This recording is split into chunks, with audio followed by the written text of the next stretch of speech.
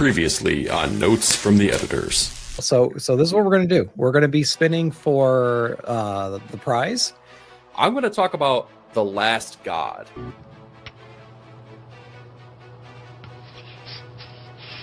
It was a rough week last week. Cyclops! I know how you feel about it, Wolverine, but... you know nothing, little man. Thank you so much, everyone, for your donations. Hey! We are back. That was amazing. After a week off, I figured we needed to play a little recap here. We got to get everyone caught back up on exactly what Notes from the Editors is all about here, particularly tonight when we're talking about none other than the comic books that were made into cartoons, man. Yes. Oh, I've been so excited. I think Epic topic. Yes, I think we both needed a week off after the C3 extravaganza that we both had here. Man, last week being Halloween, man, it was wild. It was just a little bit brutal, man. But I've been excited since talking about the topic with you and kind of getting everything prepared. But I digress. Stu, it's so good to see you again, man. How you been? Great to see you, brother. I've been great, man. First of all, great intro. I'm always here for Scott Summers getting punched in the gut. So I thought you might like that. Thank you for that. Love that iteration of Wolverine. One of the first I really fell in love with as a kid. But I've been great, man. Halloween was epic. Truly like a great Halloween. Finally, kind of, this past spring we moved into the house into a neighborhood that we always visited for Halloween that goes ham and super crazy. And we were a part of that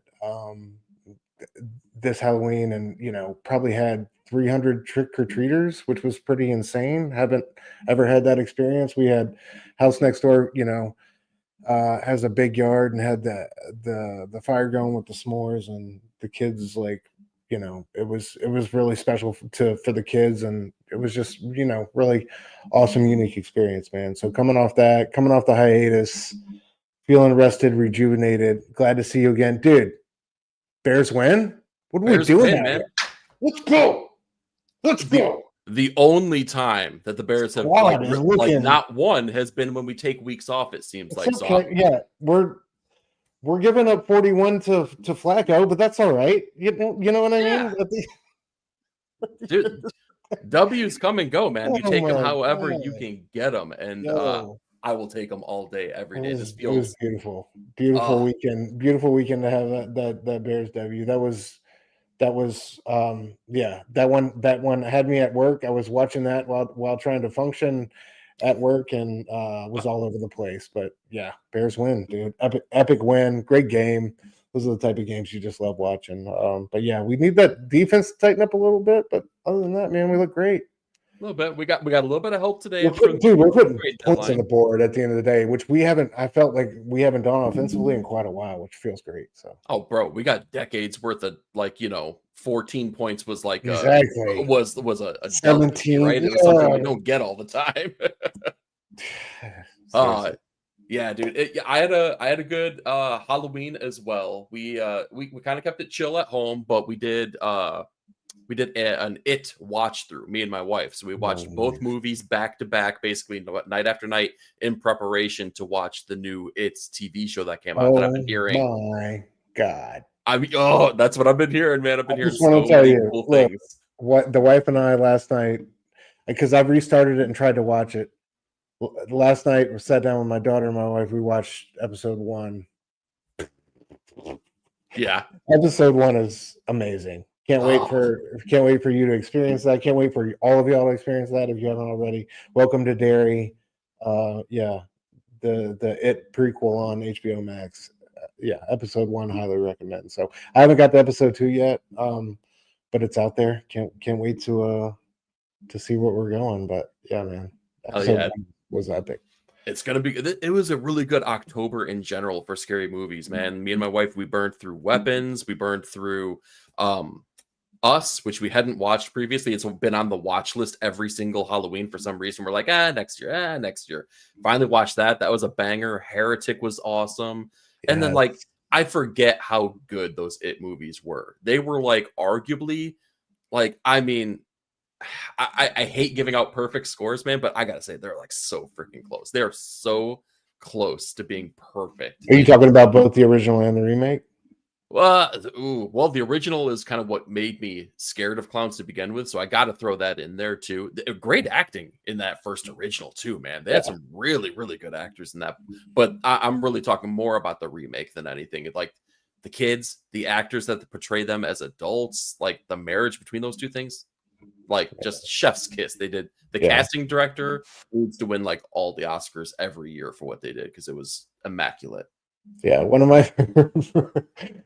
favorite little moments is that scene down by the riverside with the bullying, and that kid ends up seeing Pennywise, and he's got that arm, and he waves hello. Yeah, just shakes it.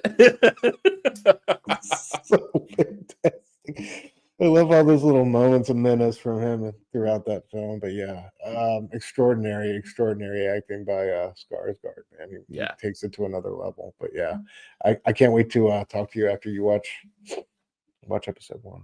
Yeah, rest assured, I will definitely be hitting you up here. But we didn't come here to talk about scary movies, even though it's a lot of fun to do. So we're here to talk about almost arguably the exact opposite of that. We're talking cartoons tonight because they were so influential to me, and I'm a Stu. I don't want to speak for you, but I could almost guarantee they're influential for you. Without a doubt. Yeah, and your love affair with the comic book medium as well. We wanted to dive in, kind of look at a chronological look at the comic book cartoons that have come out year over year, and then kind of really take a deep dive into the ones that like really struck us hard. But before we do that, we have a lot of people hanging out in the chat with us here. So let's give some love here, starting off with Mr. Bob Fisher here saying absolute Batman annual, so good. Oh, Bob. Well, you're in luck. You're in luck, dude. I'm fairly confident, Stu. Can we say we're going to talk about this tomorrow? Can we go ahead? Without a doubt, man. Yeah, without a doubt. Like one of the best issues of the year, you know? A comic we need. A comic that's important. Yes, absolutely. Yeah, we're talking about these year-end lists, man, and I can't believe that something came out in October that is like in contention to make a list like that. It's oh boy, more tomorrow. And what is it? Comic Books Couples Counseling Podcast has a great interview with Daniel Warren Johnson about his thought process and his creation in that one. Just a warning. They do the interview. What does show up? Like half an hour in? Like there is a little banter at first. So there's If you maybe more than a little. If you want to get to Daniel's thoughts, they're in there somewhere. But it's a great interview and fascinating to see its insight and how this all kind of came to fruition. Yeah. Speaking of fascinating and insightful, we also got Nick Comic Culture hanging with us here. Look at these beautiful bastards. You're so sweet, man. Hey, sexy. You always say the nicest things to us. Fresh off that surgery, man. I hope you're healing up well. Hope you're feeling well, brother. Yeah, and hey, we're talking a victory freaking Tuesday, man. He's coming off of a win off of the Chiefs here too. So dude. Go Buffalo. Nothing wrong with that. Huge, yeah. Congrats, bro. Yeah. We got Edson hanging out with us. Edson, it's been a second, man. It's great to see you, dude. Happy that you're hanging out with us again, man. Appreciate you. What's up, brother? We got the one, the only, the Jazzy James Phelps hanging with us. Jazzy James. I like that. I like that nickname. I think it just fits, man. It does. Hopefully he likes it. That's the most important thing. So exactly. James, you let us know to shut up if need be. Yeah. Let's see here. We got Near Zero hanging out with us here. What up, you?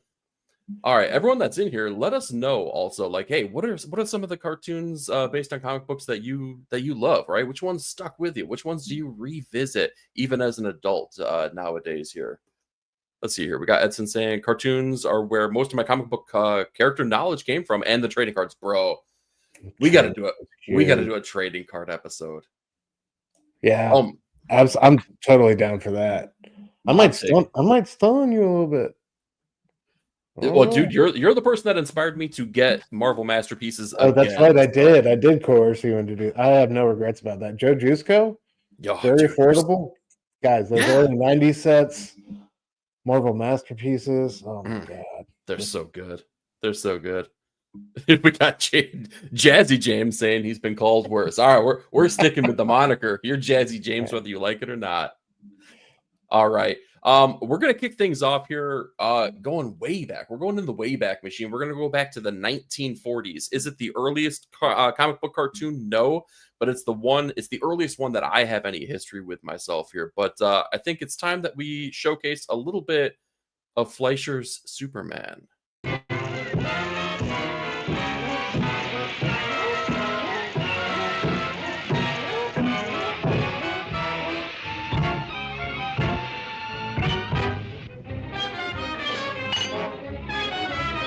This animation is so sick. It's ridiculous for 1940.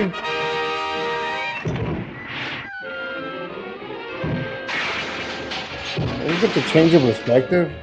Yeah, it's crazy to think that they got away with this stuff. Like, it's magic.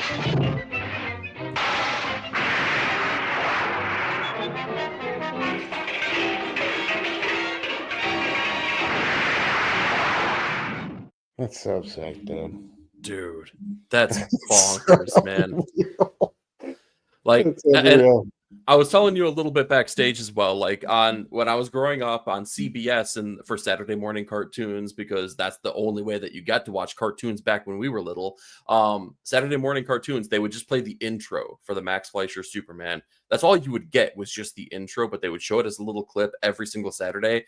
And I remember just being dumbfounded because it looked so different than the cartoons that we were like watching at the time, right? It was just like the animation was so clean, I guess, is something. yes, it's kind of like, did you ever like get your first 4K TV and all the settings are cranked up to be like this hyper visualized, hyper realistic version, right? Like, and it's like 60 frames per second, so everything looks like a soap opera when you watch it for the first time before you start recalibrating stuff.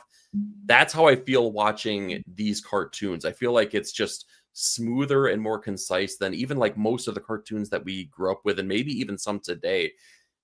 It's just bonkers, dude. Yeah, like the fluidity of the action and the way like they stage it in that shot. Like, I love that shot where you see the robot from up high, like raising its arms up. It's just, it's brilliant, man. It's just so well done, and it's such a, you can feel the passion behind it. You know what I mean? And it's kind of mind-boggling to see stuff like this in the 40s and not really see the torch carried on. You know what I mean? Like, after this, there wasn't a whole succession of amazing comic book animations that took this and ran with it. It was quite a while before, I really think the genre would have its moment in the sun. But it's just stunning to see. I love going back and watching the original joint where like Superman's punching up that ray of light. He takes the gun, bends it back.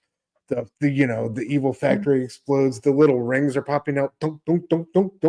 Like, it's brilliant. It's cinematic, and it's crazy that 2025 we're looking at it, and it's there's still this like element of authenticity to it. It's just, I don't know. I love it. I think it's one of like the high water marks when it comes to like comic book animation achievements and like sheer like projects that were like I think a labor of love.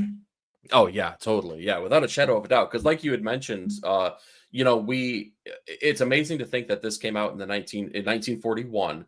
And then we start looking, and we're going to talk about a couple more of these things that come out, but it's almost as if animation takes a step backwards, because the things that we get are way more simplistic and way different, right? The animation quality and style is nowhere near this. And when I say like a jump forward, we're talking at the very least 20 to 30 years into the future. So like, this is a benchmark. It's a hallmark for it's like when animation. You look at like, think about like the 80s and something like Super Friends and like the hokiness of that compared to this. But seriously, like, I think like when you look at the shows in the 90s, like what do they call it? Like the golden age, the Renaissance or whatever of animation, Batman, Superman, Justice League, those shows all adapted this, like, they kind of adopted and homage this like pulpy noir that is present right here in Fleischer's Superman. And I think it really ran with it and turned it into, the aesthetic of these shows that that they could really lean on. So like I think, you know, the elements of that are finally saw some succession, but it took, you know, what, 5 decades? Like Yeah, 5 centuries. 5 decades though, for real. Like it's crazy that we didn't have you know, more great shows in the 50s, 60s, and 70s. You know, it seemed like such a desert for a while. So it just needed the loving, caring hands of one Bruce Timm to make it all possible. hey, for real. Yeah, we're going to talk about that here. Let me go ahead. Let me shout out a couple things that I saw in the chats here. We got Edson saying, I still watch Batman the Animated Series to this day, will always hold up. Dude, same. I totally agree, man. Just hang on to that thought because we're gonna get there. I feel like there's only one way to say this comment, Bob, and it's Kaneda Tatsuya. Well done, sir. Well done. Here. Holy cow. Akira really came into my life in a big bad way just this year. In fact, I was over at Pop Culture Philosophers to do the movie review, and I had seen the movie previously, like, you know, back in my teens, because anime was a huge thing with things like Appleseed and Ghost in the Shell and Akira, right? But I never had an appreciation the same way that I did this year when I rewatched it and picked up the manga and started reading it. That is a benchmark again of just not just animation, but just storytelling, craft quality. It's like the gift that keeps on giving. You know what I mean? It's like you know, it's the giving tree that never dies. Like honestly, like that book and that film, and you revisit that film, there's so many little subtle things that you can just fawn and obsess and celebrate time and time again. It's just it's brilliant. Yeah, if you're looking for some great thoughts on that, head over to Pop Culture Philosophers, check out the movie review. I had a blast talking with them about the entire movie and some of the subtle differences that you get between the manga and the anime as well. So there's good stuff there. We got Nick saying the Superman animation still shocks me. Yeah, exactly. We're in the same boat, dude. It's beautiful. It is. Yeah, it's the Renaissance painting of animation. Let's see here. Bob saying, I had these on VCR tape and it will rerun again and again and again. Yeah, dude. Oh, I was gonna grab my VHS tapes. I'm gonna have to step away for 2 seconds here later on when we're talking here. I'm gonna go snag those real quick to show them off because those are a relic of a lost time. We got Gabriel hanging out with us. First of all, Gabe, what up, Gabe? Nice seeing you, man. He says, yes, it was great seeing them on VCR's brilliant animation. There's something about those old CRT TVs. I love seeing the quality that you get out of, like, especially like the pixelated video games and how smooth and concise they look, you know, on those CRTVs, as opposed to, like, you know, the TVs that we get nowadays. Yeah. We got Comic Patrol hanging with us here. What up, bro? He's back. If you didn't know, Comic Patrol went on a little bit of a vacation here, but he is back better than ever, dropping those comic book reviews. Make sure to give him some love over on his channel here. Yeah. It's good to see you, brother. You got to hop back on the show again, man. You got to get on it and get insights. Oh yeah, dude. Yeah. You know, you got a free invite anytime you want to. And plus, he's showing that face off on video nowadays. So I know that beautiful visage. Did we influence him? I'm not going to take credit for it. But I am. Yeah. Well, you know. Definitely. If you know, you know. All right. Let's jump back a little bit because there were a couple other things that I'm just going to touch on here, but I want to give them a little bit of a shout out here because the animation really goes all the way back to the 1910s. We have the very first one was an animated short, Little Nemo, that was based on, obviously, the comic strip Little Nemo. Let's see here. We had Popeye the Sailor, which was based on the comic strip of Popeye. That came out in 1933. Betty Boop, same thing. A lot of comic strip animation back and forth that we're seeing there. Flash Gordon had the same thing. Then Superman hits in a big bad way. From there, we really take a jump forward, though. I feel like it kind of we look at these from a decade perspective. We got another look at the animation of the Max Fleischer Superman here. Dude, I didn't realize it, I guess, watching the movie, but you can definitely see the influence on the James Gunn Superman suit when you see this, the original Superman suit here. I feel like that didn't hit with me until starting to look back at these. Yeah, great call. Yep. Yeah.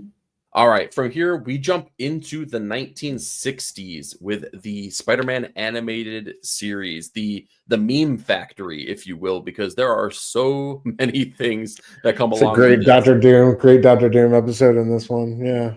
Oh my god, yeah, It's a total meme one. I clipped the shit out of it for one of my Doom videos. Yeah. Good oh, I stuff. can imagine. Yeah, exactly. I mean, and it would be remiss to not show off the Yes. pointing meme because, like, who doesn't know this nowadays? Amazing. Yeah. Yeah. Now you can already tell. Now, granted, these screen grabs are of the quality that you're going to get because these are coming right off of, like, the old school TVs, and like the quality is not that great. But you can immediately tell the difference between what we're getting in the 1960s for Spider-Man in comparison to Fleischer's Superman. Now, granted, these have been upscaled, right? They had a new release when the Fleischers when they re-released these on DVD and Blu-ray, but still, you could just tell the difference in quality that we're getting from these things. Totally different. They couldn't even put the lines in the front of his freaking suit, for God's sake. I mean, that was the level of quality that you were getting here. Seriously. But so go ahead. Not to jump too far ahead, but we really do Uncle Frank and company credit for helping turn the animation game around, right? Because I think without both comic books adopting a more serious under and overtone in the late 80s and movies like Batman coming out, like I don't think we're having a conversation about the Renaissance in the 90s and animation taking like a turn and really starting to tell some serious tales, adding to the canon in significant ways, especially when it comes to like Batman and stuff like that. So it's really crazy to sit back and think on all like the hokiness of the 60s until the late 80s, basically. Well, yeah, the late 80s is really where it comes into play. And yeah, Uncle Frank has maybe arguably even a larger influence on the cartoons, even before they take on that serious tone as well. But we're going to get to that. We're going to talk about that. I'm sorry. I'm excited. I don't want to get too far out of myself. Yeah.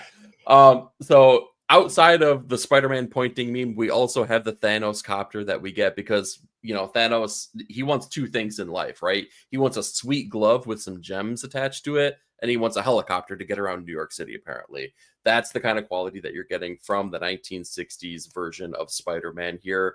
The other Remember thing that Thanos copter showed up in an episode of Loki. Remember that? Like it was in one of those, I think it was in that when he was the in void, that part, right? Yeah, the void where everything yeah. was, he was in danger of getting sucked up or whatever. There was a Thanos copter.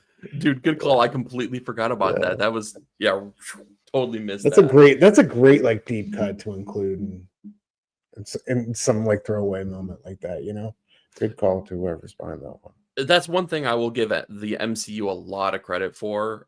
Yeah, the MCU and Sony in particular, I think, is that I feel like they've drawn on the decades of of storytelling that they've had, the hokey, the cheesy, everything, and I think they've tried to give it a little bit of a spotlight and really let it shine in a modern day setting here. They've given it a little bit of love. Yeah, for sure. All right. We jump forward. We were talking about this. We got Super Friends. The hokey and cheesy continues here. This is 100% a Hanna-Barbera property, and I think it shows through and through with the characterization that we get here of, again, our Super Friends, basically the Justice League of America, along with Hanna-Barbera properties, right? They have crossovers with things like Scooby-Doo. They have their own iterations of things. I believe, if I'm not mistaken, that the Wonder Twins were created specifically for either this or Super Friends. I could be mistaken there. I could be mistaken. No, I think you're right on that. Yeah. But again, I feel like, we're kind of in the same vein. We're in the same realm of what we had gotten previously with the animation quality. There's not a lot of jumps. There's not a lot of big iterations that we get from this kind of stuff. Albeit we have a lot more crossover opportunity when you're dealing with Hanna-Barbera because they were like the kings of animation of that day. They had every property under the sun, man, and it was really, really, really good. But you also kind of got that Scooby-Doo-esque attitude, right? That's the Legion of Villains, right? Like that's exactly what it was. It was just rubber masks being pulled off of people. Lex Luthor was definitely not as powerful as he should be. Yeah, this was like one that I knew was popular and was like kind of like all around me as a kid, but I never really like tuned into or really, you know what I mean? Like Yeah, I was born in '82, so I was kind of there at the tail end of its, its lifespan. But yeah, it never really like sunk in with me. When you talk about the hokiness of superheroes, though, Batman '66 was definitely that for me. I know that's like oh kind of yeah. off the beaten path, but like when that just kind of reinforces the the stereotype we've kind of Yeah. been playing The with Bat Dance.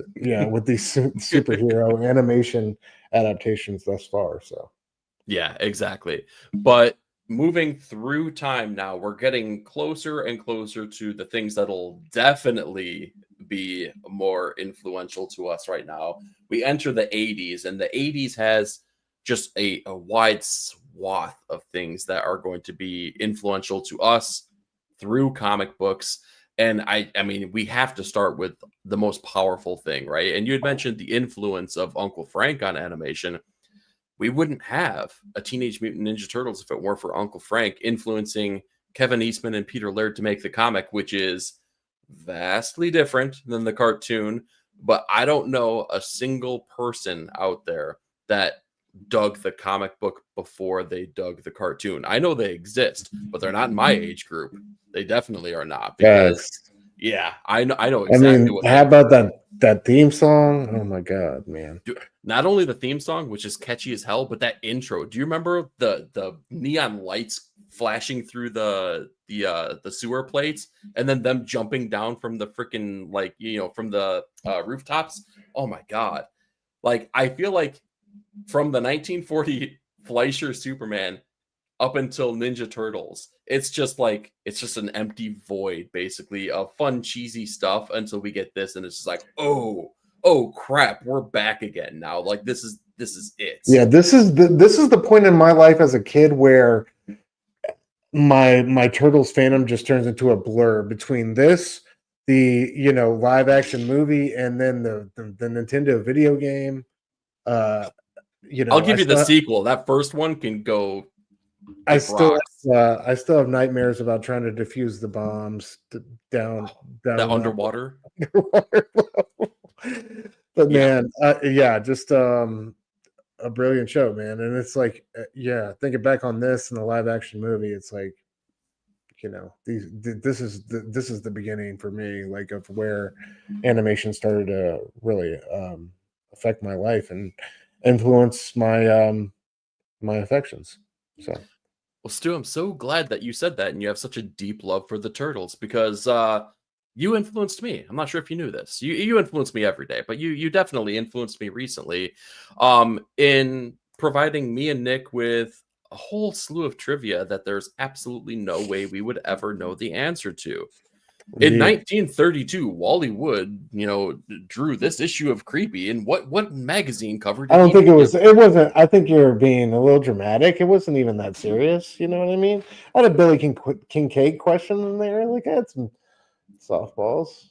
I've been known to be dramatic here, but I figured we'd do a little trivia tonight, man. Oh, okay, let's do it. Yeah, we'll test our Are cartoon we doing knowledge here.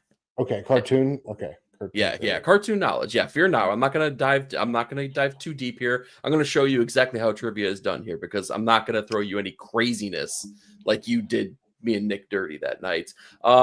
So chat, follow along here. We're gonna give Stu some opportunities here, but don't be afraid. Throw the answer out in the chat. We're gonna kick things off with TMNT with our first question. What is the name of the pink tentacled brain-like alien that serves as Shredder's boss? Who is it? Krang. Let's give the chat a couple more seconds here to Sorry. answer. Oh, it's all yours. It's yours. I just want to see if they're gonna follow along with you. I'm nervous about my Turtles trivia. I hope I Look at you, bunch of Good. kings here. Bravo. And how Bravo. great was that action figure? Remember, like with the.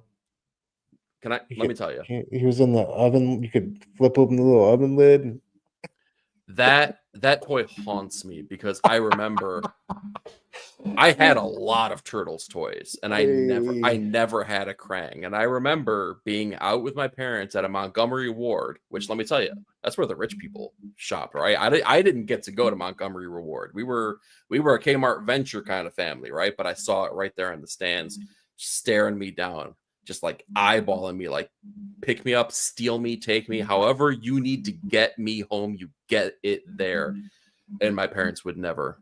They would never. They're like, didn't you just like lose Donatello in the tree the other day when you made a makeshift parachute? And I'm like, yes, listen, yes, but this is Krang. Yeah. All right. You don't let Krang stay on the shelf. So hold on. Did you just admit to sacrificing Donatello and not even thinking twice about it? Chat, y'all caught that? That's a spirit turtle, by the way. I had Wow, 3 that's Donatellos, man. crazy. You have spares, okay? I had the shell opening one where you hide their freaking Donatello was always cannon fodder. I always sent him in first. He was the first casualty. Wow. No. And yeah. I'm sorry. They call them red shirts for And a then reason. the 3 other cool ones would come in and clean up. No, Raphael was the cannon fodder, man. Red shirts, red bandanas, they all die first. That's just the way it goes. That's crazy. That's I know. ridiculous. All right, let's go with our next trivia question here. Chat, get ready. Stu, get ready. What's the name of the dimension that Ooh, I don't Krang know and that the one. Technodrome come from? I don't know. Chat, help me out. I'll give you a clue here. It's also the dimension that the Neutronas come from. That the what? That the Neutronas come from. They were those rockabilly pompadour slick back hair with the hot rod UFOs they used to fly around with. Oh, I'm drawing blank after blank here, bud. Sorry. Okay, all right. We got one answer in the chat here. Let's find out where we're at. Comic Patrol, are you right? You are, sir. It is Dimension X. Good job. All right. That's kind of anticlimactic for a dimension name, but that's all right. Dude, you can't go wrong with the letter X, dude. It's True, the cool. very It's the true. coolest letter That's a of the great, alphabet. no, that's a good call. That's a good call. Yeah. Can't argue that. All right, let's jump into our last TMNT trivia question here. What was April O'Neil's job at the beginning of the series?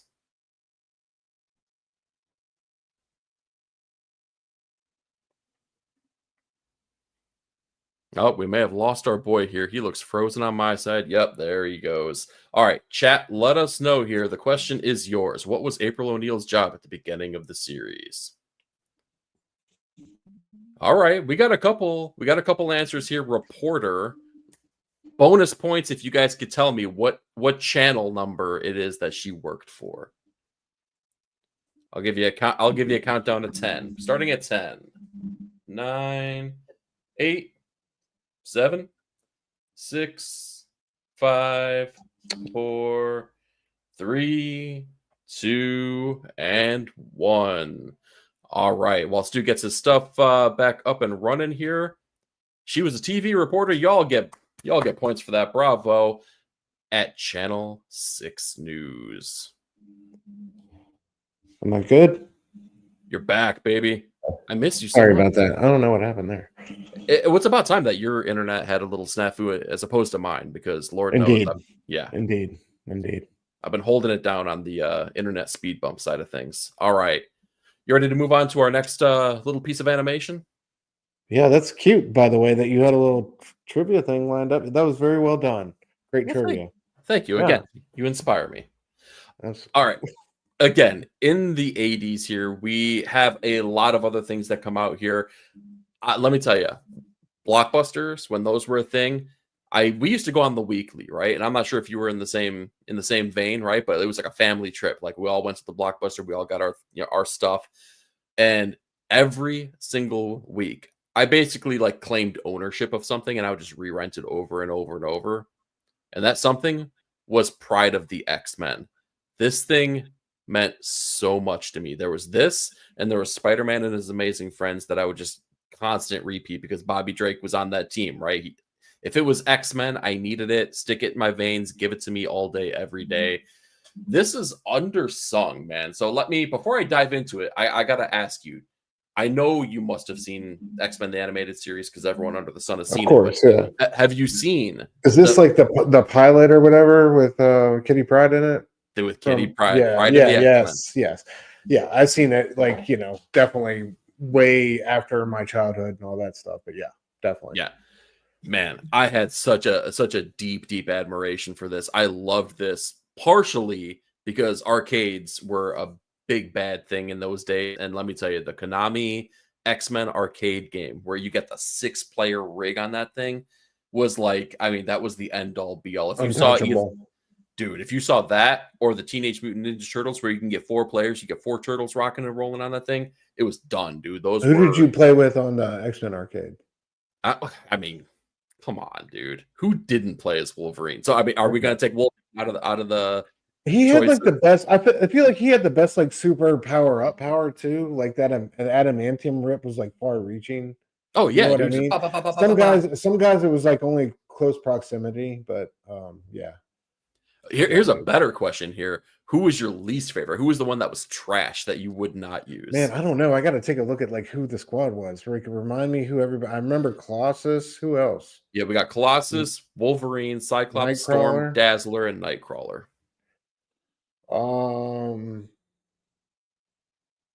Probably Dazzler. I never played with Dazzler. What? Dazzler was dope, dude. Really? Dazzler was, yeah, she was good. Nightcrawler was the one that was like, nah, no go for me. Even though I love that character, I could not play as that dude, man. Yeah, they didn't. It didn't. The teleporting didn't translate to the game as well as I wanted it to. But yeah, man, no, the translation is garbage. Like there was absolutely no other arcade game as a kid I played more than that one. That was incredible. Did you ever beat it? No.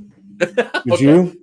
No, hell no, dude. Are you kidding me? I don't think I ever got past that first level, man. Seriously. No, I take that back. I did beat Blob and Pyro, but I did not get anything after that. I think you were also, it was really a team game, right? And there was too many liabilities that you were relying upon. You know what I mean? You might have a good squad with like you and your boy. I remember my boy was crazy good with Cyclops, and I fucking hated it. But like if you had a squad together, man, I don't know, but yeah, man, that was a fun one. So many. I remember Blob in that. That was so much fun to fight. Nothing moves the Blob. Yeah. Good times. Dude, yeah.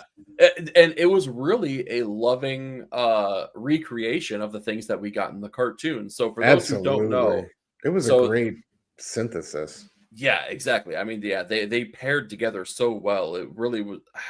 I really do wish it worked out. The only thing that I would gripe about is the fact that in the cartoon, if you don't know, if you haven't seen it, while Wolverine is best known as a Canadian, they gave that dude an Australian accent in this cartoon, and it broke my brain as a child for the longest time because I'm like, do Canadians sound this way? Are Canadians throwing shrimp on the Barbie and I don't even know it? And it definitely had a large part about the Australian influence on the United States in the 80s with the Crocodile Dundee of it all, right? So they had to throw a little bit of influence on there. But the way that this was made was basically that they needed money to be able to develop this pilot. And Marvel was trying to get into this game in a big bad way yet again, right? They were trying to get some kind of animation thing working because Stan Lee was wheeling and dealing all over the place. He was making Doctor Strange made for TV movies. They had the live action Spider-Man. They wanted to get into the animation game. So what they did is basically they took the money that was going to be put for a final episode of the RoboCop TV show. They took that money, they put it towards this pilot episode. They gave the animators of that full reign to make the show, paid for it, purchased it with all that kind of thing. And then they produced this. And I got to say, the animation on this, again, killer. Like if gun to head, if you ask me if I like the animation on this or X-Men the animated series more, I'm gonna point to Pride of the X-Men, dude.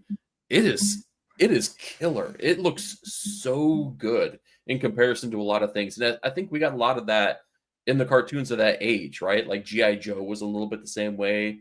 Transformers was a little bit the same way. Yeah, it very is. It very much is of that era. What tell the people what it's about real quick in case they haven't seen it before.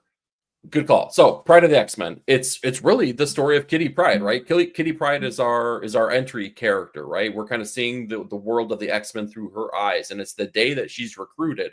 So when she gets there, she's introduced to all the X-Men. They're in the danger room. Her power is to phase. So she phases through and malfunctions the danger room. However, the X-Men are there to save the day, even though all of these things in the danger room become much more dangerous than they anticipated.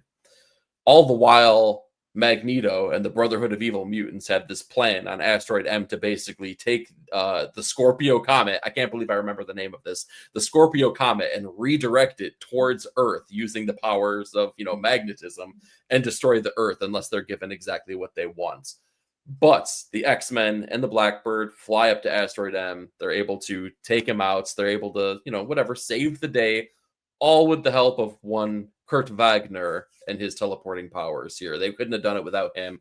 If you haven't seen this, check it out. It is on YouTube. Yeah, it's on YouTube. No problem to watch. It's not the greatest quality in the world, but it's worth a watch for sure. Yeah. I have a deep love for this cartoon. In fact, this is one of the VHSs that I have in my collection here. I couldn't live with myself not owning this in my personal. That's collection. Awesome. Yeah, you have the VHS. I'd love to have all these remember the Pizza Hut VHS collections of this and stuff? Like, I'd love to have those, man. You got those, bro? I'll be back, man. Do you have any of the 93? Yeah, man, do me a solid. Hold it down for me for a second, man. I'll be back in 2 seconds. I got you. Absolutely. Yeah, man. But X-Men, especially the animated series, I know it was in response to Batman, but was especially formative on me. That's really how I fell in love with Wolverine and as a character, and just that voice for the character. And a lot of those characters really still rings out in my head. Talk to me. Let's go. Hold on. Let me solo you up real quick. Oh, I don't know how to do that. A little bit like this. Here we go. Yes, dude. Now, the crazy thing is that they had multiple covers for this. God. Yeah, they had different variations of it. I got mine. This is not the same one that I had in my childhood, but I got mine through the Scholastic Book Fair. So shout out Scholastic Book Fairs, man. If you don't know, just even better. Yeah, that's even better. Because screw books, man. We want freaking the excitement you used to have going into the book fair was like unparalleled, dude. You had like $20 to burn. Exactly. Like the king of the world. Yeah. And not only that, but we're going to talk about this here again. Oh yeah, we got the Pizza Hut. Yeah, dude. Of course we got that. Dude, and the other cool thing about these is that they actually have people talking about it, right? They had basically special features, right? So we got Night of the Sentinels, and then the follow-up here. Sentinels, yeah. Yeah, what is this one? Does it even tell me? Enter Magneto and Deadly Reunions. Yeah, here we go. Damn, bro. Yeah, dude. Wow. Even if I had a VCR, I'm kind of scared. Incredible. Yeah, I don't. Yeah, right. It would eat that shit. You should take them to a. Never mind. You don't even need to get them digitally rendered. I was about to say, but yeah, I was gonna say, yeah. Who doesn't have Disney Plus now? Dude, I don't know. It's the best way to enjoy it, though, man. I would like maybe once a year give it a go. Oh heck yeah, dude. I bet you can get some good life out of those things. I think so. And that's not even. I want to get more. I know that there's a couple other things out there for VHSs. I got to get my hands on a couple things. I still have like all my Pizza Hut X-Men comics. And I have the like some of the pins as well. Dude, do you have any of the cups? I don't, man. Those cups and the Batman cups I want really bad, but there's something about buying used cups from the mid-90s from people on eBay that makes you a little, I don't know, they're just, it's been a while. So, but man, I remember growing up with those, especially those Batman Forever McDonald's cups, those glass ones, like with each different character had a mug. There was a Riddler one and a Two-Face one. They were so cool. I remember the Riddler one was like made out of the question mark, and the Two-Face one was all coins. Yeah, flipping. It was. they didn't mess around brilliant. back then, dude. No, man, and that's like on the drive. Like you can get those with a meal for what? Yeah, yeah. Oh, another The level. times they are a changing here. But Indeed, here, let bro. me dive into the chat here because I know we've been Yes, neglecting please it do. just a little bit here. We got Edson saying, I used to have Pride of the X-Men on VHS at my grandma's. I would rewatch the shit out of it along with the G.I. Joe movie. Absolutely, dude. Oh, I love that cartoon so much. We got the neighborhood Merc hanging with us. So Merc, nice seeing you. Mark, what up, bro? X-Men and Transformers were the pinnacle for me as far as comic book cartoons. Dude, Transformers, not so much for me, just because whatever, it just didn't strike me. But I really got to go back and like give those another shot because I just didn't back in the day, man. Like Yeah, it was same. yeah. Bob saying I still remember the coin op yelling when to go. Dude, you got further into it than me, dude. You you must have been feeding that machine coins. Yeah, that's awesome. Yeah. Let's see. We got Gabe saying a friend of mine ran an arcade and I was able to play the X-Men arcade game as much as I wanted for free. Dude, what? How did you obtain this magical childhood? Oh my god. That's Spent amazing. spent hours playing it and was able to beat it on my own, dude. Let's go, Gabe. Hell yeah.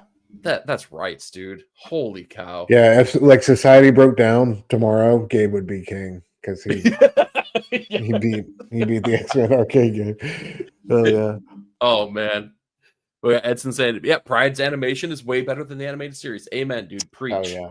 Preach. It's so true. And we got Comic Patrol saying, I think the only VHS I have anymore is my neighbor Totoro. Okay.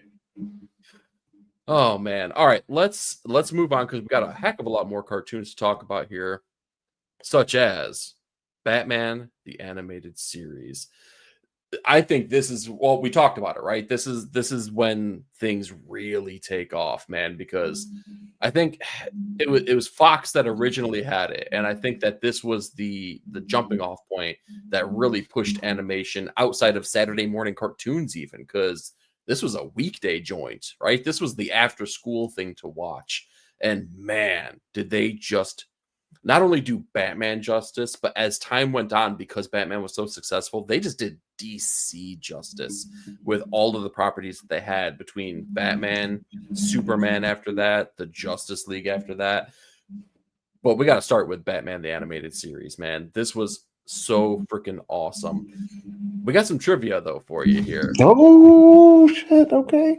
Because, you know, it's Batman, and you're the proclaimed, you know, person that can never come up with Batman fatigue, so I figure you're gonna have to know every single one of these. Chat, let us know here. Follow along with us here.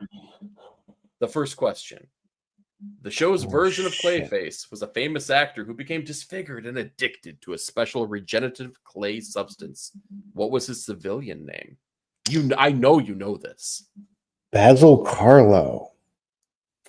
Chats. I'm gonna give the 5-second rundown here. Stu, if you don't mind, can you pull up the video file on this? This is the animated series one, right? This is the animated series. Yeah, it might start, but yeah, I got you. Sorry about that. No worries. All right. We're gonna give it a 5, 4, 3, 2, 1. We got a couple answers in the chats. The answer, though, is Matt Hagen. Wait, in this, I thought it was Basil Carlo, the actor version of it. I don't know, dude. I don't know. Matt Hagen is what I was able to come up with. Damn, am I wrong about that? If you're calling in to question the integrity of my trivia skills, I mean, then that's okay because you might be I totally right. believe you. I totally believe you, and I'm not looking it up right now. So I would just like you to know if, in fact, you see that it's wrong, you would also be proving Edson wrong. And would you want to do that? Would you want to do that? No, of course not. Of course not. Edson. Of course not. Yeah, Hagen definitely. That's what I love. That's what I love about the character, though. Like he's got so many facades to him. But we got Comic Patrol saying Basil as well. That's the one. That's what you said, right? Yeah, I thought it was Basil Carlo. That was like the. You know what? Like I don't know if they had two different versions of it, because I definitely there's like a core memory in my brain of Batman saying Hagen, like animated Batman Oh yeah. saying Hagen. So like I know that version appeared. Okay. Okay. Well, here, a trivia question outside of the slides here. Who voiced Batman in Batman the Animated Series? This should be a layup. Kevin Conroy. Kevin Conroy. That's right, man. Yeah, I figure if you're gonna do the voice, man, we gotta put some respect on that guy's name, man. The one true Batman. Without a doubt. All right. We got our next question here. The series features two different characters under the mantle of Robin. The first was Dick Grayson. What was the name of the second, introduced later in the companion series, The New Adventures, or New Batman Adventures? We got Tim Drake after that. We're gonna give the 5-second timer for the chat. See what we're working with. We got Gabe coming in for 3, 2, 1.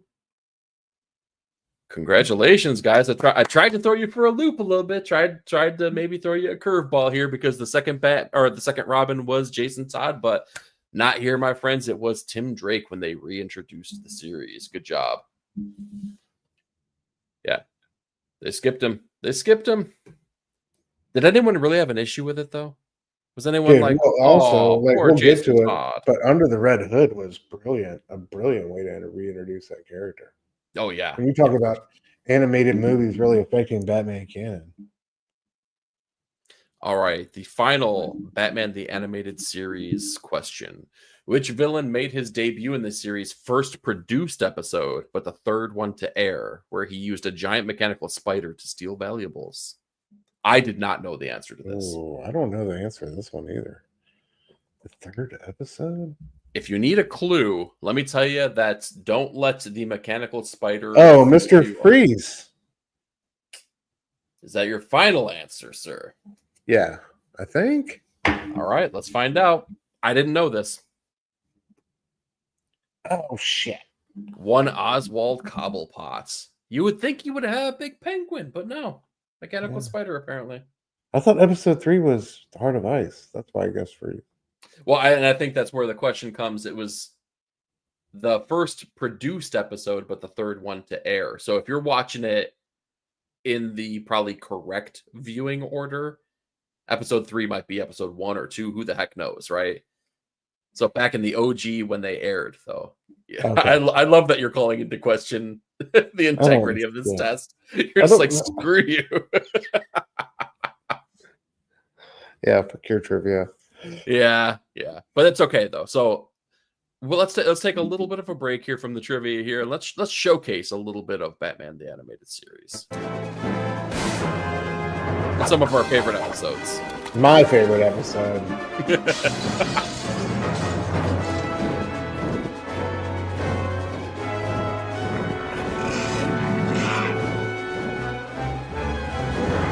I mean, that shot right there, dude. Get out of here. That's so killer. I can no longer survive out of a sub-zero environment. Tonight I mean to pay back the man who ruined my life. Our lives. Even if you have to kill everyone in the building to do it. The greatest iteration of Mr. Freeze. To never again walk on a summer's day with a hot wind in your face and a warm hand to hold. Oh yes, I'd kill for that. Dude, that voice. And then this movie, bro. The best Batman movie. Oh my god. Please. I'll die on that hill. I need it to be different now. And this scene, like Kevin Conroy said this is one of his favorite scenes ever to do. But I didn't see this coming. I didn't count on being happy. Dude. Fucking beautiful. God. We, you to know, me, like there's life before and after that show. That is no joke, dude. That's no joke. We talk a lot about, especially recently, because we've had Batman Dark Patterns and we've had Batman and Robin Year One, which just wrapped up fantastically, by the way. And we've talked a lot about like the reading order, like introduce people to Batman Year One, and then introduce them to, you know, Long Halloween, and then introduce them to Dark Victory. Dude, I think that somewhere in there, you stick Batman Mask of the Phantasm. Like it's like you're not reading it, but like I feel like it's mandatory Batman viewing. Oh, for sure. And it just plays like I'm sorry, the Phantasm is probably the best love interest that Bruce has ever had, right? Vicky Yes. Vale, get out of here.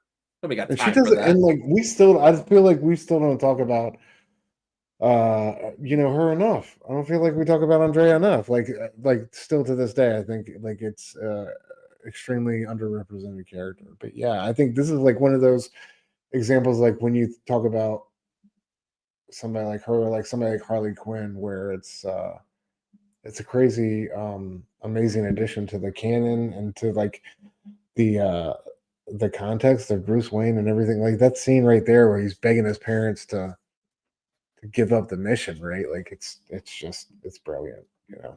And they run on, I mean, spoilers, right? But I mean, it's, decades old at this point, but it's beautiful how they run on those parallel tracks. Basically, Batman has the tragedy that takes place and he decides to go one route. She has a tragedy, decides to go the other route. They have the same mission, right? But very different ways to go about it, man. It's just so beautifully done. Both socialites too. Like, oh my God, that movie. Yes. They're just like beautiful echoes of one another that will never be able to see eye to eye at the end of the day. Man. So true. Oh, so good. So and I love like Alfred as a kind of like a spectator, all of that, and kind of reacting to it in that movie. It's brilliant. Well, I mean, that's because Alfred is just, I mean, and dude, integral character. And we got On Leather Wings and Heart of Ice back to back, like, more or less, and then that dropped. A Mask of the Phantasm dropped Christmas of '93, like after, all this that came in '92. It was just revolutionary. I mean, it was game changing. You know what's funny too? It was like the show. Like when I came home, I just remembered. Oh yeah, boom! It was on. It was amazing. Yeah, and there's episodes I remember I very vehemently disliked as a kid, and every time you come home from school and you put it on, and you're like, "It's this one? Are you kidding me? I waited all day at school for this episode." And it's so funny because now I love them. And the episode that comes to mind is the Matches Malone episode, where we basically get no Batman at all, and I hated it as a kid. And now I watch it and I'm like, dude, that episode is brilliant. It's so good.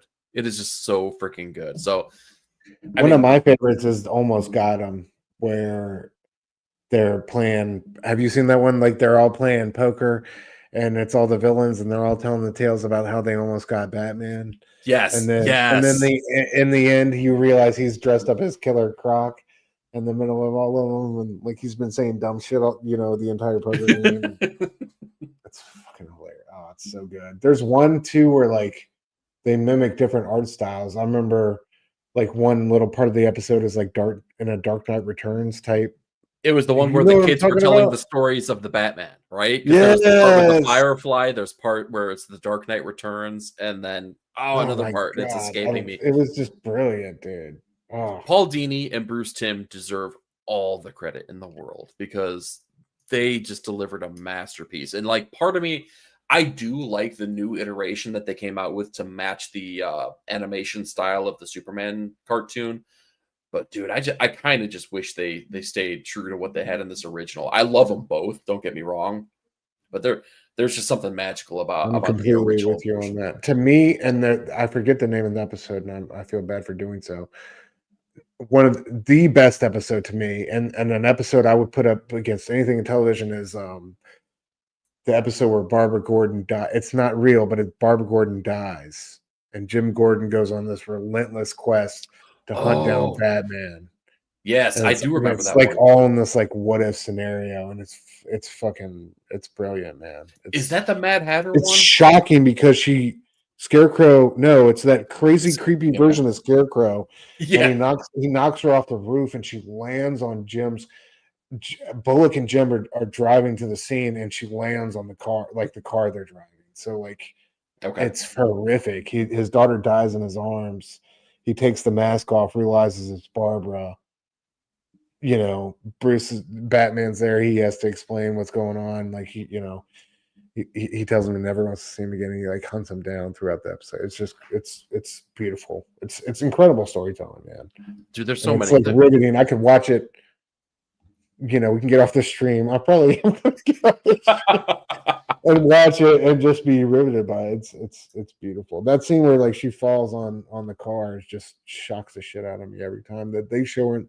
You know, we're showing this to young kids and like the way they're able to portray like the seriousness and the gravity of some of these situations without like there's a scene where in the Cat in the Claw where Batman stops one of these women from being assaulted by this dude who's kind of like breaking and entering and trying to kill her. And like the way it's done is just so, you know, violence free, but still like impactful in every way. It's and the way Conroy was able to switch those tones where he went from like menacing to warm and like you can trust me.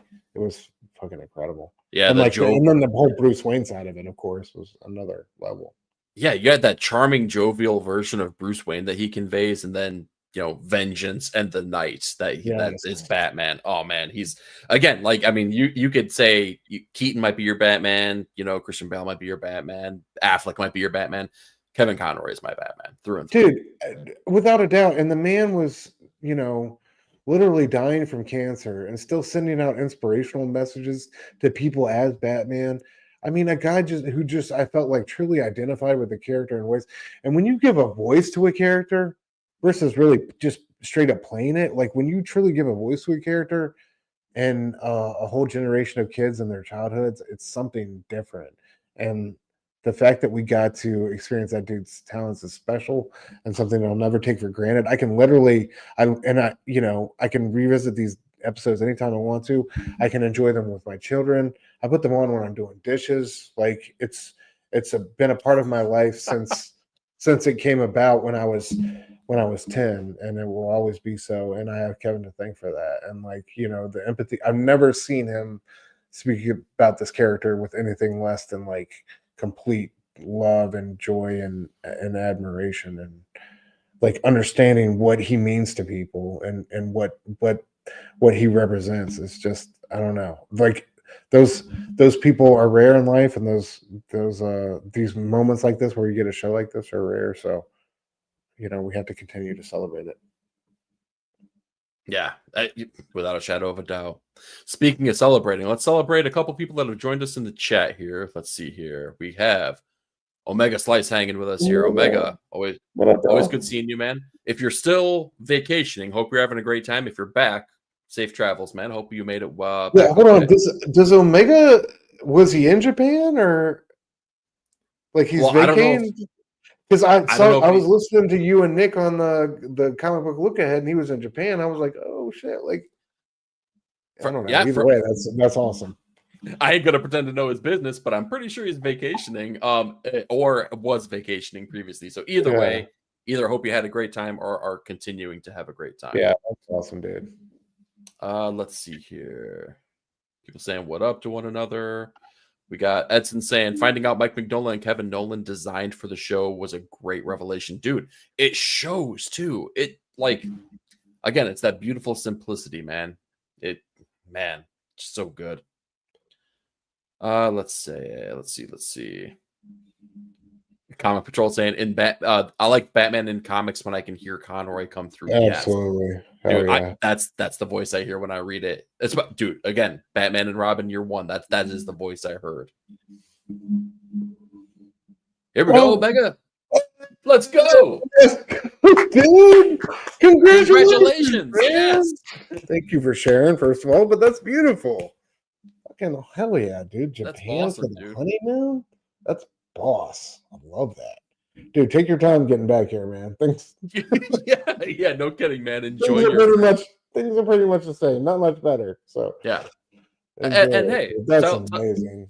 Tell Miss Omega we said what up too, you know? Yeah, congrats to y'all both. That's amazing. All right, let's see. We got Gabe saying animated Batman is basically the best representation of the character distilled to the best characteristics. Dude, you hit the nail on the head, man. Yeah. Couldn't have said it better. Well said, bro. All right.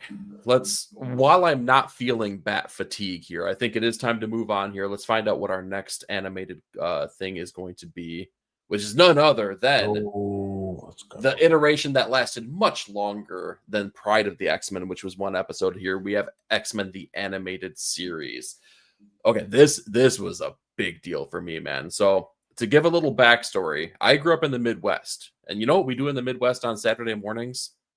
Kids join bowling leagues, right? That's the thing that you do. I was basically raised in a bowling alley for most of my life up until my early teens. And I got to say, every Saturday morning, they just had to schedule the stupid bowling league at the same goddamn time as X-Men the Animated Series came out. And I missed so many episodes. I missed so many episodes. Bro, your Saturday mornings were robbed by a bowling league? Yes, What was Rob. going on? Your old man was like hardcore. Oh, dude. My old man was in the bowling alley. My grandpa was in the bowling alley. My grandpa on the other side was in the bowling alley. My grandma was in the bowling alley, right? I lived in the bowling alley. So it was like those cheese nachos part of your food pyramid growing up? Yeah, absolutely, man. And that rock hard pizza, you know, like that thin rock hard stuff. Yeah. Yeah, that's terrible. They're dragging you out there on Saturday mornings, man. Damn, I thought they were more nighttime owls. Those bowlers. Yeah, the adult leagues maybe, but the kid leagues, man, not so much. Not so much. So I missed many an episode here, but I entrusted my grandmother to record basically the episodes when they would come on. So for the most part, she was pretty good. She was pretty good about catching that kind of stuff. But man, this had such an influence on me because I was pissed off every single Saturday morning because like I could be watching this. I'm just like hucking bowling balls down the alley, like screw you, pins. I could be watching cartoons. But man, X-Men the Animated Series was such a great representation of the Jim Lee era of the X-Men. It was just perfect.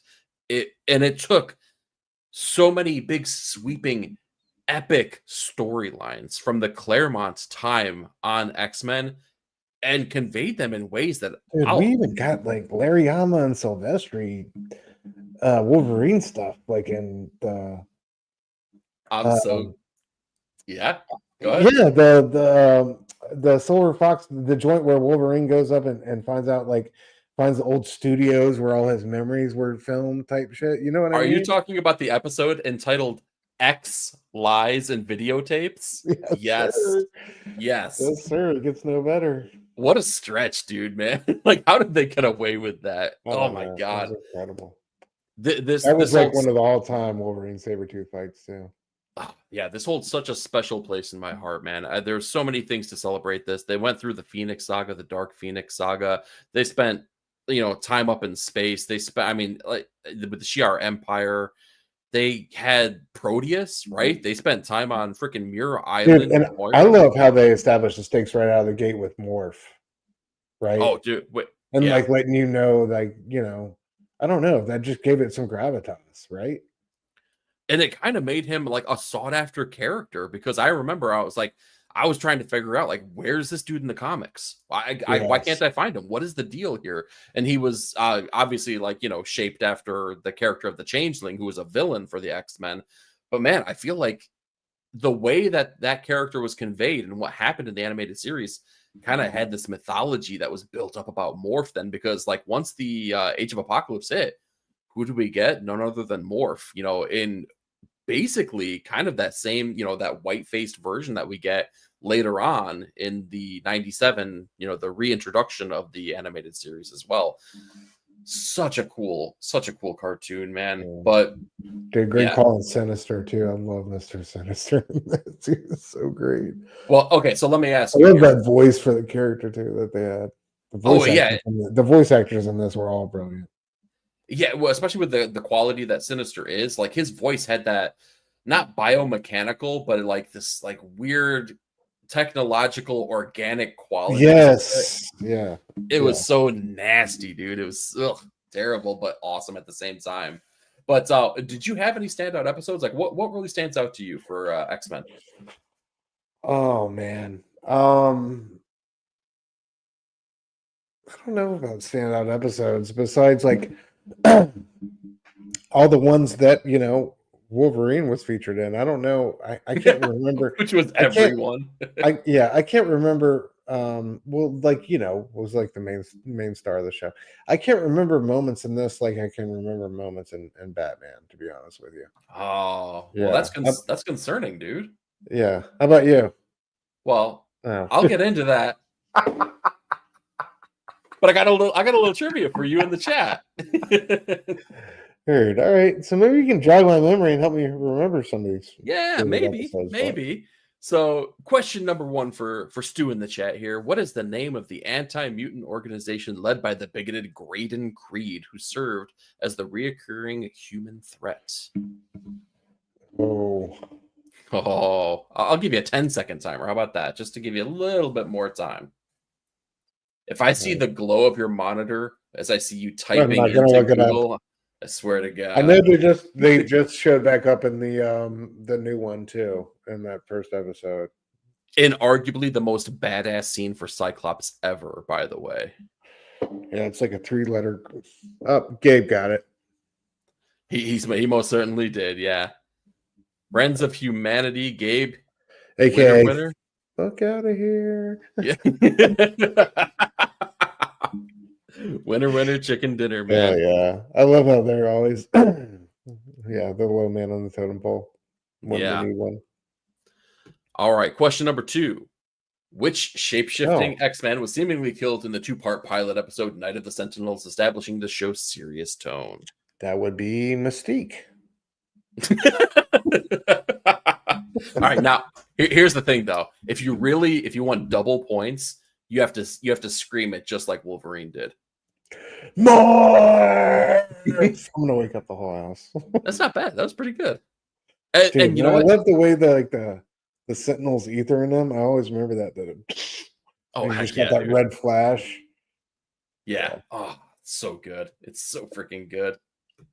All right. Yes, the answer was in fact Morph. And you know what? I don't care if you're waking up your family. They need to know. They need to know about Morph. They do need to know. They do. He's going to come back with dark circles under his eyes, and it's not going to be the same. Dude, when he came back, that was vicious, dude. I was heartbroken as a kid. I was like, dude, they that got little like wicked laugh he had, that little snicker. I was like, yeah. All right. Question number 3. The final question for X-Men the Animated Series. In the multi-episode saga Beyond Good and Evil, which was awesome, by the way, what powerful immortal villain attempted to wipe out reality by eliminating key mutant telepaths across time? That sounds like some apocalypse shit. Good call. The one, the only Apocalypse. Talking about voice acting as well. Taco lips in the building. Dude, Apocalypse's voice too was just so epic. Oh I don't my know God. how they did that, what filters they ran that through, man. But like we talk again, just like Kevin Conroy is the voice of Batman that I hear when I read Apocalypse. Like when I was reading the Krakoa era of X-Men comics, I still heard the voice from the animated series as the character of Apocalypse from that cartoon, dude. It was Oh yeah, bro. so freaking perfect. Oh man. All right, so He was one of my favorite action figures too. I love that. I had that Apocalypse action figure. It's awesome. oh, for real? Wait, okay. So which they've come out with some really cool ones recently. It's like So little talking, translucent like hoses connecting. And oh, this was back in the day. This isn't. yeah, that was the Toy Biz era, right? Yeah, Toy Biz definitely. Yeah. Something on that. Yeah. All right. Okay, so I got to ask you then, what was your favorite X-Men toy that you ever had? Because those were a big deal.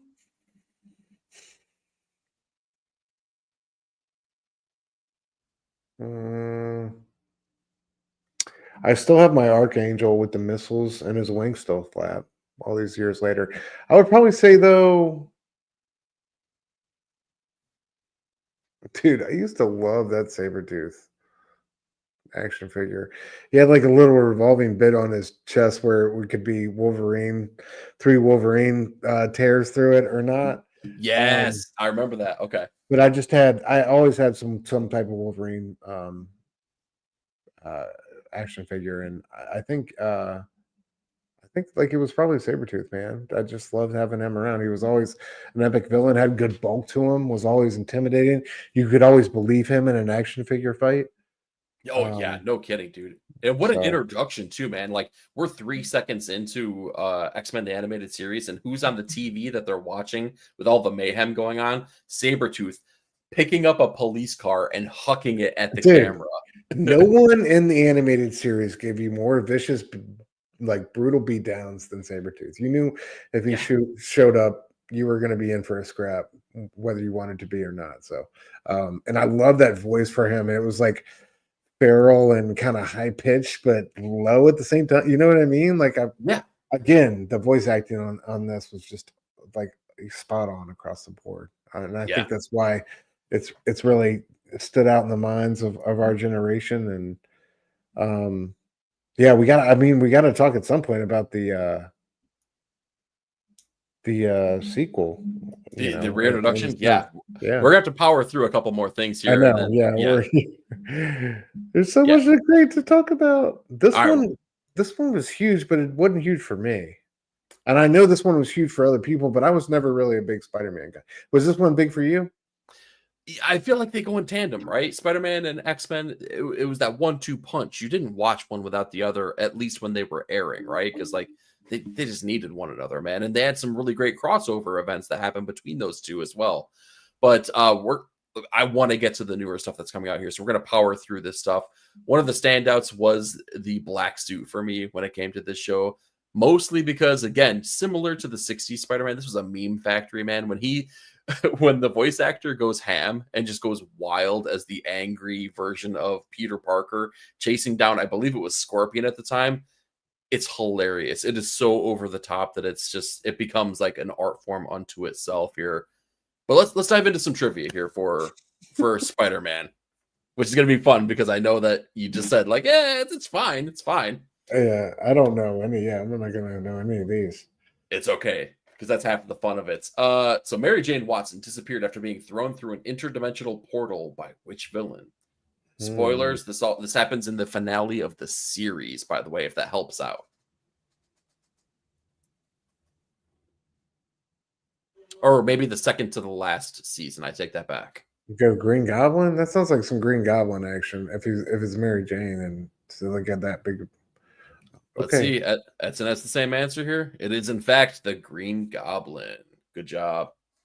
Yeah, that was a banger. That was a banger episode. Man, I need to rewatch these. I know they're on Disney Plus. Dude, they arguably do the Secret Wars saga in the comics better than the comics themselves, man. It is so cool the way that they handle that with all the animated properties. Like we talk about the MCU? Man, they were Fox Kids was doing the MCU before the MCU did the MCU. Yeah, that's the truth, bro. All right, question number 2.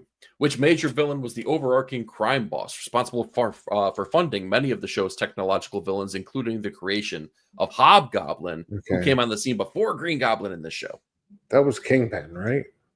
Let's see.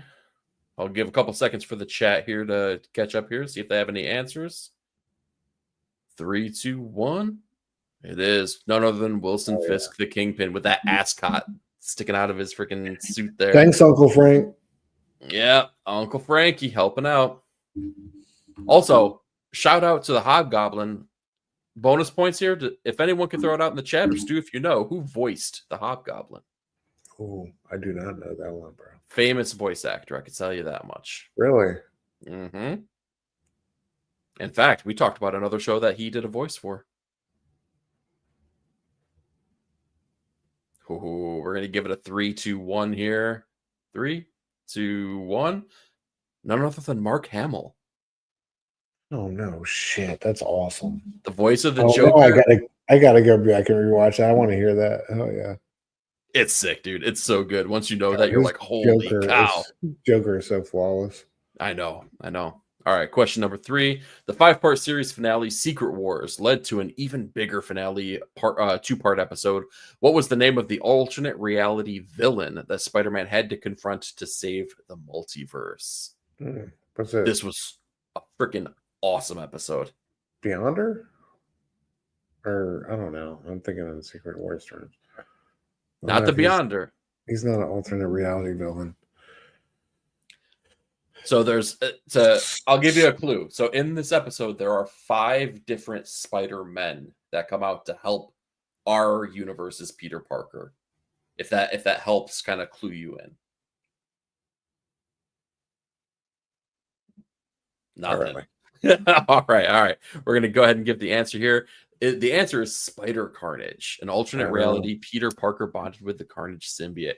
This was a banger episode, dude. They had the rich version of Peter Parker that had like it was really just the why have we not seen that again? That sounds fire. Dude. Google an image of Spider Carnage and it is sick, dude. And then you're immediately gonna go watch that episode because it's so good. Okay, so is that the one? If you could, if you could recommend one episode for folks to watch to like try to get hooked on the show, would that be it? Well, I can't say that because, dude, it's the last episode of the series. Oh, Spider Carnage is? Yeah. Oh, damn. Yeah. Okay. I see your point. I would just pick something out from the first season. I mean, I think that any of them really do justice. How many seasons did it go? Had to have been 5. Had to have been 5 or 6. Yeah. Oh, yeah. I mean, they had a good long run on there for sure. Yeah. And the funny thing is, they had plot holes that they never were able to tie up things. Yeah. Oh. Mary Jane, she's still out there somewhere in that interdimensional portal. Oh, damn. Yeah, we don't know. Oh, here, and Gabe's throwing out a little trivia himself here. Joe Perry from Aerosmith killing it on that theme. Yep. That's awesome. Wow. Aerosmith, yeah. Spider-Man, radioactive Spider-Man. All right. Let's dive into some more adult-themed cartoons, because on the heels of X-Men and Spider-Man and Batman the Animated Series, some people caught notice and they were like, oh, there's something to this comic book game here. There's something to be said about comic book cartoons here, and maybe we can play with the new kids on the block here, the Image Comics of it all. And they bring out on Liquid Television through MTV the Max, and it is crazy how accurate this is to the actual comic book. So much so that Sam Keith was actually dedicating his own time to basically become an animator on the show, like to make sure that it was exactly in tune with what was happening in the comic book and looking exactly how the comic book was supposed to look, and tonally making sure that it fit what the comic book was supposed to be conveying. I could talk multiple episodes about the comic book and the cartoon of the Max, dude. It is so good. What is your history with the Max, man? Did you watch it when it was coming out? Yeah, for sure. Absolutely. It was one, definitely intrigued and by the whole Image thing that was going on, and knew this was a part of it. And yeah, I thought it was like one of the most unique and stylized adaptations of a comic book we've ever seen. And I still think that, man, it was like a candle in the wind. It was here and then gone, but I think what we got was brilliant. And I think situations like this are rare when you get properties one after the other that really like are true representations one of the other, and really like you see the symbiosis and the transformation one to the next, and it really works for you. I think you'll see we got a clip here we're going to play in a second. It's just like 20-30 seconds, but you'll see like, oh, that's definitely Sam Keith. This feels true to everything that he's trying to get across on the page. So I don't know. It's very special in that way. Yeah, heck yeah. Well, why don't you go ahead and cue it up, man? Go ahead and play that clip. Turn-offs, serial murderers. Don't you lovely ladies have something you could be doing right now? Vicious sharp-fanged parasites, bubble baths, journey to worlds undreamt of. With the Max, you've never seen a hero. Yeah, the 9 Inch Nails soundtrack too. Like that's next level. Liquid Television was legit. Now surrender, hopping boy, or this charming young chippy is added to my score. You killed my hostage. You killed my hostage. You killed my hostage. Ouch. So damn good, dude. Oh my god. So we had this, we had Aeon Flux, we had the Oddities and Beavis and Butthead coming out. everybody in the world knew that comic books and animation were like the big thing that were coming out at that time. Oh man. And not only do we get the Max, which is a lesser known image property, and in fact a second wave image property, we also got our boy Spawn that hits the scene, man. Now this was a big deal. I remember I didn't watch this. In fact, I still haven't finished the series out. I've watched bits and pieces here and there, but like what a true representation of the comic book, man. Absolutely. In a gnarly way that HBO and Todd McFarlane, like, man, that was a partnership that was just perfect for the time. Yeah, I love Todd's like little Tales from the Crypt intros. You remember those? Like, Yes, I do. They were so cheesy. hell is a place you'd be very hot to visit or some shit like that. Like he'd start off, you know, like holding the skull. It's like, all right, Todd, I think this is OD. But it was great because you could feel you know, like we talked about with like Fleischer, you could feel the passion behind the project. And I don't think like anything was left on you know, unchecked or not looked over in that show, man. It was extremely meticulous, a bunch of like great illustrators worked on this one. I know Capullo put in some serious work on the Spawn animated series. Are you serious? Yeah, Wow. like Okay. some of those early episodes for sure. He's in the credits, but yeah, dude, it's one that's there. It's on Max now. You could revisit, but it's great. That noirish dark, like I love that dark tone that they drip everything in, right? Like nothing is ever bright in that world, and it's just fantastic. But I got a clip from this one. This one entails really like one of the best scenes, I think, and it's, you know, this still that we're looking at here is in this scene. It's when Spawn, you know, doesn't believe that Al Simmons is really dead, and he goes to Al Simmons' grave and digs his body up and starts having flashbacks and memories. This scene here where he pulls the finger off of Al Simmons' dead body to collect this wedding ring is just like one of the best scenes I've ever seen in animation. It's just so, it's not brutal or gory, it's just beautiful. I think it's just so beautifully rendered. And I think it's an example of you know, what this show did so well. So let's take a look at Spawn real quick. Roll that beautiful bean footage. Dude, such a great intro. How great is that intro? With this ring, I wed. But like everything feels like a dark fever dream in this show.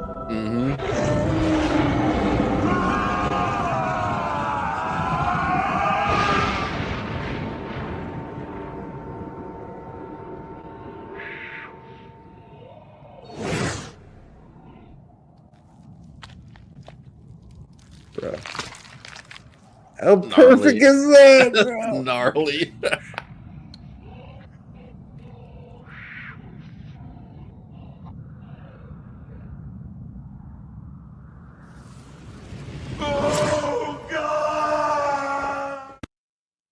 Dude. And we only get a tidbit of it, right? Just a little bit there, but we talk about voice acting because we have to when it comes to animation. How good is Keith David? Keith David, unbelievable. Like that deep tone and that seriousness and like severity that he brings to it, and that also that like vulnerability and that like that truly like lost soul that is Al Simmons. It's the dichotomy he's able to pull off in that. It's fucking incredible, man. Yeah. Well, dude, that's a special one. Yeah. Oh, okay, so here's the thing. I didn't see this coming, to be honest with you. We've just now made it to 1997, and we've been rocking and rolling for an hour and a half now. I think we're gonna have to have a part 2 of our favorite comic book for cartoon, sure. man. Are you good with that? Because I know that there's much more that I want to talk about. Yeah, dude, like absolutely, because post 2000 DC animated like all those movies and stuff like that. I feel like that definitely deserves its own spotlight, and we've done a thorough job, I think, getting up to that starting point. So I'm definitely down for part 2. Nice. Yeah, we've laid a good foundation here. We hope you've all enjoyed our look back at all of these wonderful comic book cartoons that we definitely have a deep, deep, deep love for here. But yeah, make sure that you catch us tomorrow night over on Dr. Doom's Fan Club for another installment of Ink and Insights, where we again make our 2-night return here. We're going to be talking about Absolute Batman Annual #1, contender of the single freaking best comic of the year. We're really stoked to talk about it. I'm sure there's going to be some other things that we talk about as well here, so make sure that you check us out.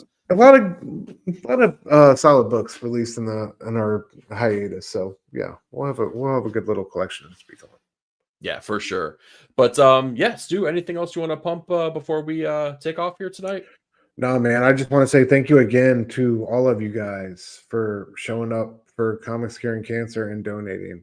Like, for real, it means everything to us that you guys showed up and were able to find $25 or whatever it was and donate for the cause. So thank you to all of you for representing and being part of an incredible drive, guys. In the end, Comics Curing Cancer this year raised over $63,000 for the American Cancer Society, and we were a part of that. So from the bottom of my heart, I just want to thank all of you. I hope everybody had a great Halloween. I love all of y'all. Thank y'all for showing up every Tuesday and Wednesday for us. I love this little community we built. I hope we keep growing and welcoming other people in. But for now, man, I just want to say thank y'all. I love y'all. We'll see y'all tomorrow night. Couldn't have said it any better. We'll catch you later.